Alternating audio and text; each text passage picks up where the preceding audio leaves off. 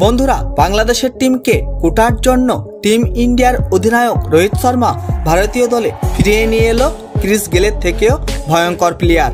আর এই প্লেয়ার হলো ক্রিস গেলেরও বাপ এবং এই প্লেয়ার মাঠে এসেই শুরু করলো 4 এবং ছক্কার বর্ষণ আর টি-20তে করে ফেললো সব থেকে দ্রুততম ডাবল সেঞ্চুরি এবং খেলে ফেললো মাত্র এত বলে 205 রানের মারকাটারি ইনিংস এবং এই প্লেয়ার তৈরি করে ফেললো একটা নতুন ওয়ার্ল্ড রেকর্ড।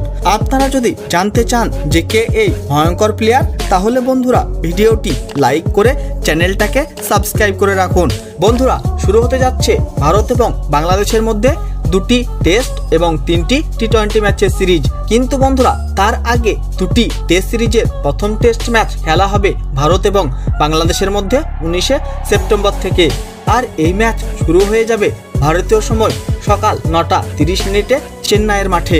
কিন্তু বন্ধুরা, অন্যদিকে বিজয়মান ট্রফির একটা ম্যাচ খেলা হয়ে গেল দিল্লি 11 এবং সিম্বা 11-এর মধ্যে। তার মধ্যে দিল্লি 11-এর হয়ে খেলে সুবোধ ভাটি সিম্বা 11-এর বোলারদেরকে কুটতে প্রায় কুটে দিল এবং খেলে ফেললো মাত্র 79 বলে 205 রানের মারকাটারি ইনিংস, প্রায় 260 স্ট্রাইক রেটে। এবং তার এই ইনিংসে ছিল 17টি 4 এবং 17টি গগনচুম্বী ছক্কা। বন্ধুরা, 17টি 4 এবং 17টি ছক্কাকে যদি টোটাল করা হয় তাহলে সুবোধ ভাটি শুধুমাত্র 4 এবং ছক্কার সাহায্যে মাত্র 34 বলেই খেলে ফেললো 170 রানের ইনিংস। আর এইভাবে সুবোধ ভাটি করে ফেললো টি-20তে সব থেকে দ্রুততম ডাবল সেঞ্চুরি এবং তৈরি করে ফেললো একটা নতুন ওয়ার্ল্ড রেকর্ড। বন্ধুরা, আর এইভাবে যদি বিধ্বংসীভাবে ব্যাটিং করতেই থাকে সুবোধ ভাটি, তাহলে সে খুবই অল্প সময়ের মধ্যেই ভারতীয় দলে সুযোগ পেয়ে যাবে।